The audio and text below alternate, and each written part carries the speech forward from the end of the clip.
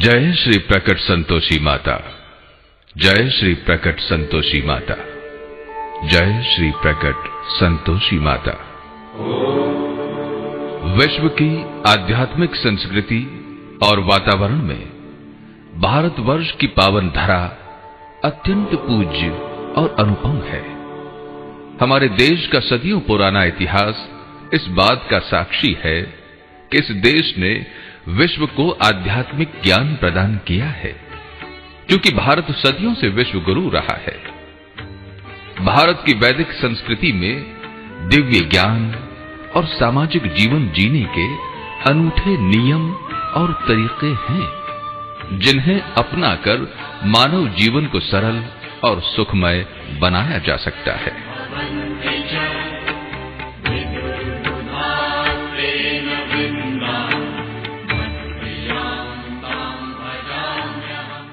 भारत के प्राचीन इतिहास में देवासुर संग्राम का उल्लेख है, जिसमें देवताओं की रक्षा और सहायता के लिए ब्रह्मा, विष्णु, महेश और समस्त देवताओं के अलौकिक तेज से महामाया शक्ति के अवतरण को बताया गया है।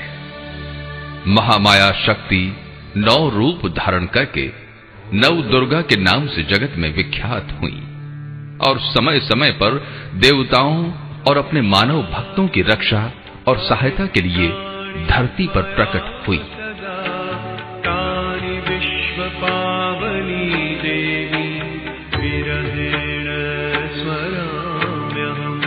शक्ति के अवतार और प्राकट्य की इसी कड़ी में एक नाम जुड़ा है राजस्थान राज्य के जोधपुर शहर में लाल सागर स्थित प्रकट संतोषी माता का।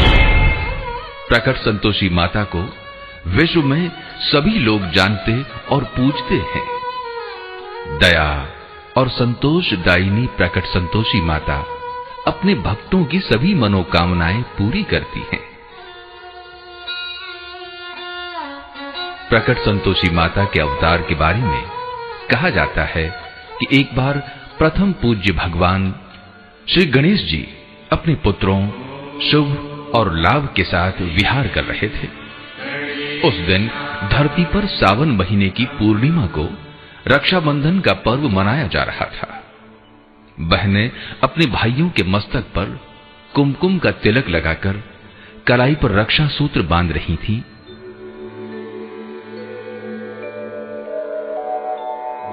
जिज्ञासा से श्री गणेश जी के दोनों पुत्रों ने प्रश्न किया कि हे पिताश्री, धरती पर ये मानव कैसा उत्सव बना रहे हैं?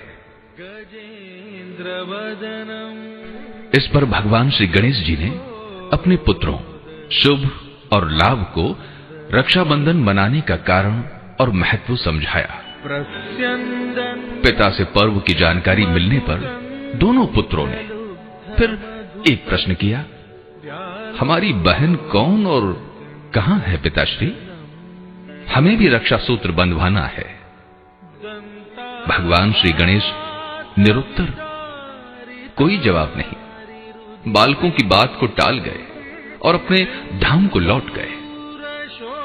देव ऋषि नारद जी नारायण नारायण जपते गणेश लोक में जा पहुंचे और गणेश पुत्रों को रक्षाबंधन का महत्व समझाते हुए दोनों को भगवान श्री गणेश से बहन मांगने हेतु उकसाया। नारद जी के उकसावे से प्रेरित होकर शुभ और लाभ अपने पिताश्री गणेश जी से हठ करके बहनें मांगने लगे। बाल हठ के आगे विवश होकर भगवान श्री गणेश चिंता में पड़ गए और समाधान के लिए योग माया का आह्वान करके मातेश्वरी का ध्यान करने लगे।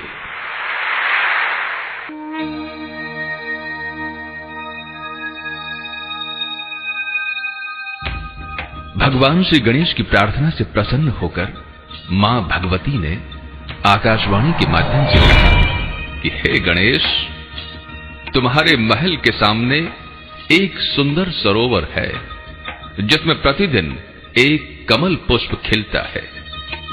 कल प्रातः उसी कमल पुष्प में तुम्हें अपनी समस्या का समाधान मिल जाएगा।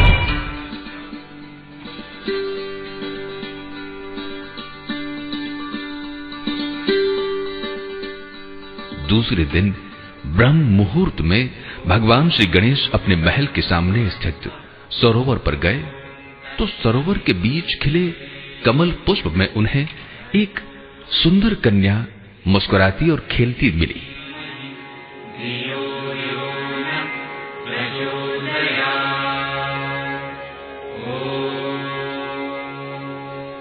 अलौकिक कन्या के दर्शन मात्र से ही भगवान श्री गणेश को अपने हृदय में असीम शांति और संतोष का अनुभव हुआ।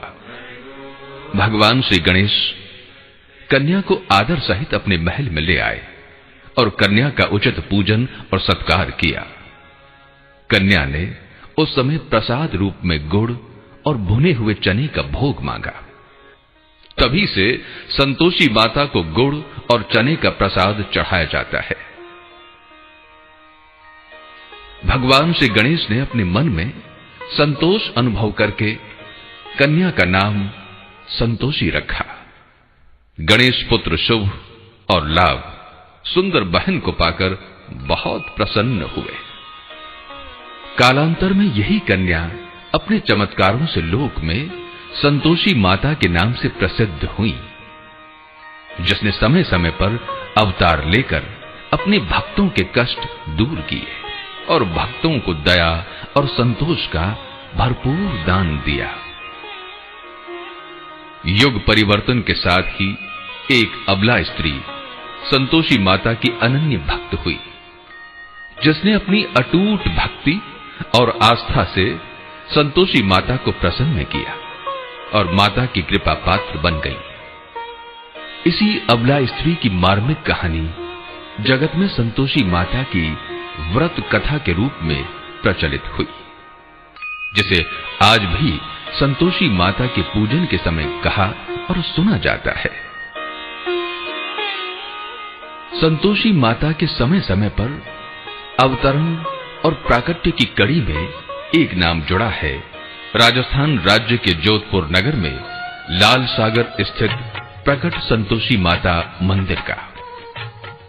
लाल सागर की सुरम्य पहाड़ियों के बारे में भूवैज्ञानिकों का मत है कि लगभग 7.5 करोड़ वर्ष पूर्व इस स्थान पर ज्वालामुखी फटा था,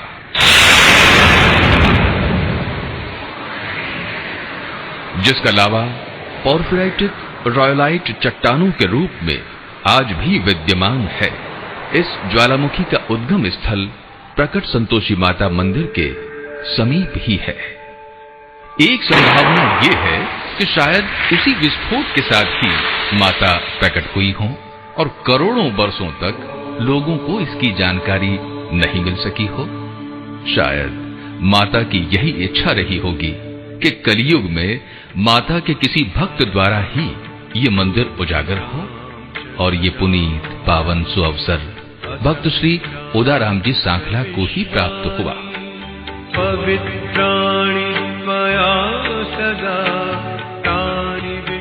पूरे विश्व में यही एकमात्र मंदिर है जहां स्वयं कल्याणदायिनी माता संतोषी मूर्त रूप में प्रकट हुई है। इस प्राचीन आस्था स्थल को उजागर करने का श्रेय जाता है जोधपुर चांदपोल के विद्याशाला क्षेत्र में जन्मे भक्त श्री उदाराम जी सांखला को। माली कुल में श्री चुन्नीलाल जी के घर में उदाराम जी का जन्म 2 मई सन 1929 को हुआ। भक्त उदाराम जी सांखला की माता श्रीमती छोटी बाई एक धर्मनिष्ठ महिला थी। घर में धार्मिक वातावरण और प्रेरणा से उदाराम जी के मन में बचपन से ही धर्म कर्म के प्रति आस्था रही। प्राथमिक शिक्षा पूर्ण करके किशोर अवस्था में ही उदाराम जी मेहनत मजदूरी करके आजीविका कमाने लगे। उस समय दिन भर की मजदूरी मात्र 2 आने ही मिलती थी। कठिन परिश्रम सख्त मेहनत करते हुए उदाराम जी जीवन का संघर्ष लड़ते रहे। अपनी मेहनत और लगन से उदाराम जी ने 31 मार्च सन 1958 को भारतीय रेलवे में नौकरी प्राप्त की। इसी दौरान उदाराम जी ठाकुर जी के मंदिर में चांद बावड़ी निवासी देवी उपासक श्री लक्ष्मी नारायण जी सेवक के संपर्क में आए और उनसे प्रभावित होकर लक्ष्मी नारायण जी को अपना गुरु बनाया।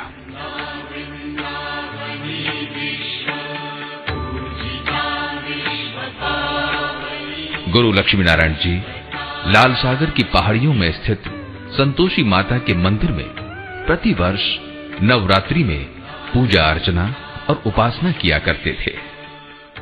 तब तक ये मंदिर उजागर नहीं था।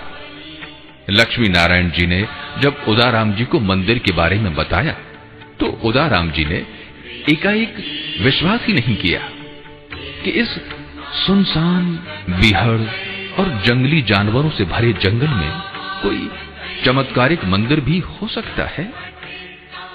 सन 1963 में पहली बार उदाराम जी अपने गुरु के साथ इस मंदिर में दर्शन करने पधारे।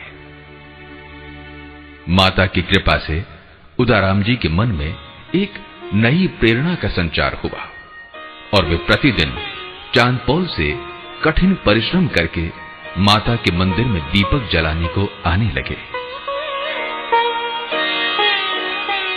समय के साथ उदाराम जी के मन में भक्ति की भावना गहरी होती गई और उन्होंने अपने गुरु से अनुमति प्राप्त करके माता के मंदिर में नवरात्रि उपासना का दृढ़ निश्चय किया। सन 1963 में ही आसोजी नवरात्रा की प्रतिपदा को उदाराम जी ने संकल्प करके माता का जाप आरंभ किया और प्रतिदिन निष्ठा से माता की पूजा अर्चना करने लगे। विश्वानि पवित्राणि त्वया तानि विश्व पावनी देवी विरहेण स्मराम्यहम्।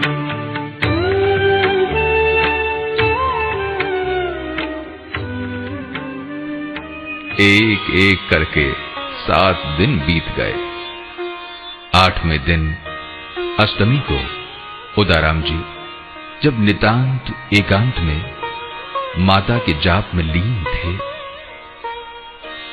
तभी उन्हें अपने आसपास के वातावरण में अलौकिक परिवर्तन का आभास हुआ। भक्त ने जब आंखें खोली तो एक दिव्य प्रकाश पुंज बिजली की चमक और गड़गड़ाहट के साथ सामने पाया और फिर प्रकाश पुंज में लिपटी एक दिव्य और अलौकिक नारी की आकृति, जिसके शीश पर दमकता मुकुट, हाथ में त्रिशूल और तलवार थी। अपनी आराध्य माता को साक्षात अपनी आंखों के सामने देखकर भक्त का मस्तक स्वतः ही श्रद्धा से माता के चरणों में झुक गया। तभी उदाराम जी को एक मधुर नारी स्वर सुनाई दिया कि हे भक्त, मैं तेरी भक्ति और निष्ठा से प्रसन्न हूं। बोल, तू क्या चाहता है? उदाराम जी को एकाएक सूझा ही नहीं कि वे माता से क्या वरदान मांगे। उस समय उनके मन में जो भावना जागी वही उन्होंने माता से कह दिया कि हे माते, मेरी तो केवल इतनी इच्छा है कि मैं तेरे इस दरबार में भक्तों का मेला लगा हुआ देख सकूं और जो भी भक्त सच्चे मन से तेरे दरबार में दर्शन करने आए, उनकी हर मनोकामना पूरी हो। भक्त की निस्वार्थ भक्ति से प्रसन्न होकर माता तथास्तु कहकर अंतर्ध्यान हो गई।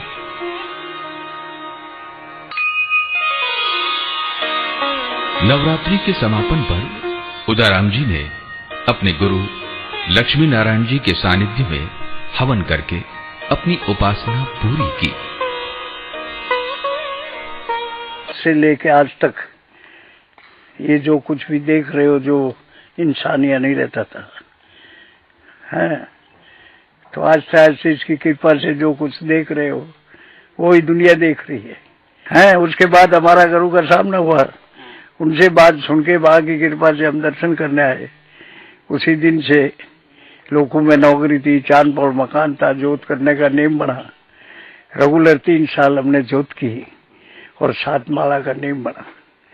उसके बाद माँ की कृपा इतनी हो गई कि हमें विश्वास हो गया। जो लोगों को डर लगता था, हमें आज का दिन और 1963 का दिन एक ही नजर आ रहा। और हमने इनसे यही मांगा, जबकि एक खंडर था कि मैं तो इनसे क्या मांगू, अगर तू मुझे देना चाहे जगत का भला कर और मैं खड़ा होकर देखूं, जो आज मैं भी देख रहा हूँ, आने वाली दुनिया भी देख रही है। जब मंडियां तो थी नहीं, मगराज के टाके से कच्चा रास्ता बना के भक्तों को दर्शन के लिए यहाँ तक पगडंडी बना के फिर यहाँ लाए। रात को 2 आदमी गैस लेके जाते, जनता को छोड़ते, वहां से लाते। जब ये और नहीं बना था, यहाँ से ऊपर होकर रास्ता पहाड़ी के अंदर से बढ़ा। जो पहली दफे बम पड़े, जब मिलिट्री वाला ने इस रास्ते को बंद कर दिया, उसके बाद नीचे से रास्ता बढ़ा। उसके बाद 1966 के अंदर परिक्रमा का अवसर मिला, तो हमने जाके ऑफिस में बोला परिक्रमा लाने वालों को, तो वो आगे सर्वे किया, देखा कि ये रास्ता तो आया नहीं। तो हमारे भक्तों ने मिलकर ये रास्ता भोमिया जी के धाम से हो गए और तक लिया है। उसके बाद ये 66 से परिक्रमा दर्शन करके जो आज तक कर रही है, वो विशाल परिक्रमा।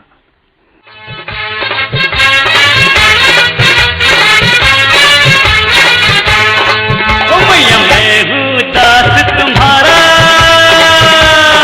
ओ मैं हूँ दास तुम्हारा भवानी, मुझको भूल न जाना के मैं तुझे। उदाराम जी ने अपने साथ घटी घटना का किसी से जिक्र तक नहीं किया और उस अद्भुत दर्शन आनंद को महसूस करते हुए संतोषी माता की सेवा में ही लीन रहने लगे। भक्त के जीवन का एकमात्र उद्देश्य अब माता की भक्ति और मंदिर का विकास करना रह गया था। उदाराम जी दिन रात पथरीले रास्ते को ठीक करने और मंदिर पर पीने के पानी की व्यवस्था करने में जुट गए। धीरे धीरे लोगों को इस मंदिर के बारे में जानकारी मिली और भक्त प्रति शुक्रवार संतोषी माता के दर्शन करने आने लगे। भक्तों की मनोकामना पूरी होने लगी और देखते ही देखते माता के मंदिर में भक्तों का मेला लगने लगा। उदाराम जी अपनी निष्ठा से लगातार मंदिर विकास के कार्य में लगे रहे। आपके अथक प्रयास से ही जहां किसी समय पैदल जाना भी दुश्वार था, वहां आज बड़ी मोटर गाड़ियां भी आराम से जा सकती हैं और भक्तों के लिए शीतल जल और विश्राम की पूरी सुविधाएं मंदिर परिसर में उपलब्ध हैं। निज मंदिर के बाहर अनेक प्रसाद और फूल की दुकानें लगी हुई हैं। मंदिर परिसर में ही मूक पक्षियों के लिए दाना डालने के लिए नियत स्थान है, जहां लाखों पक्षी प्रतिदिन अपना पेट भरते हैं।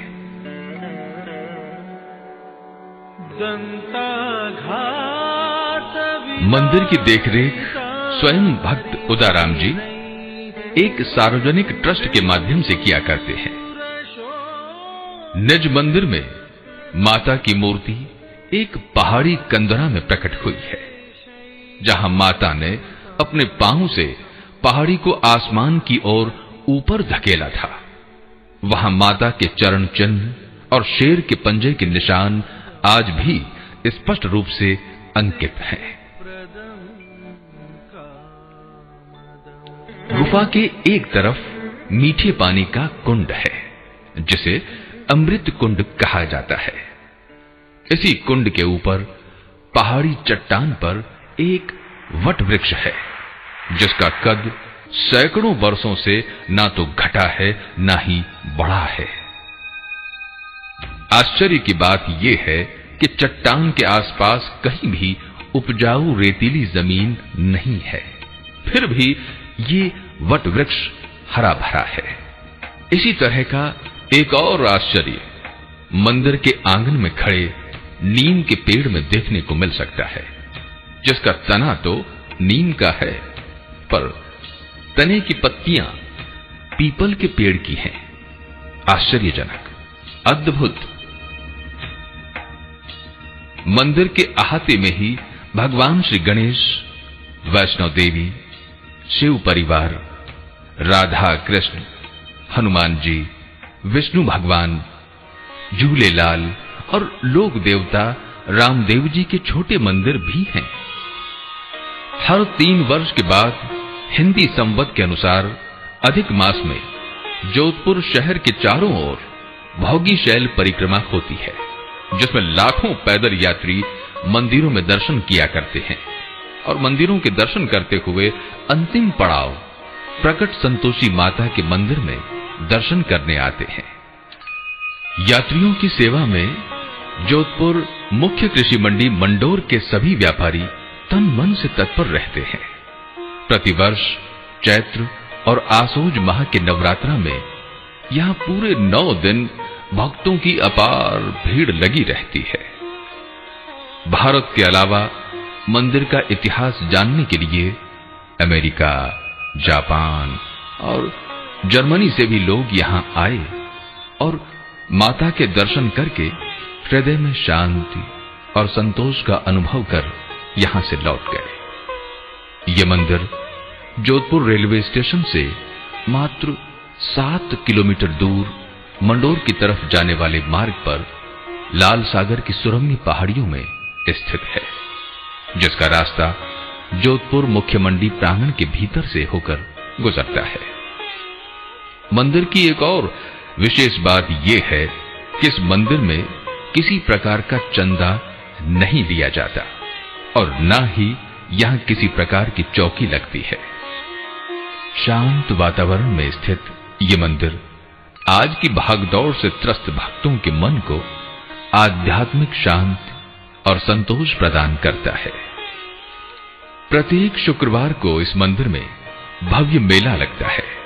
संतोषी माता का व्रत करने वाली स्त्रियां उद्यापन करने मंदिर आती हैं। मंदिर के कथा भवन में पंडित जी पूरे दिन भक्तों को संतोषी माता की कथा सुनाते हैं। भक्त माता को गुड़, चने और मिठाई का प्रसाद चढ़ाते हैं। भक्त उदाराम जी सांकला और ट्रस्ट के प्रयासों से निरंतर मंदिर का विकास हो रहा है और आने वाले भक्तों की हर मनोकामना पूर्ण होती है। जय श्री प्रकट संतोषी माता।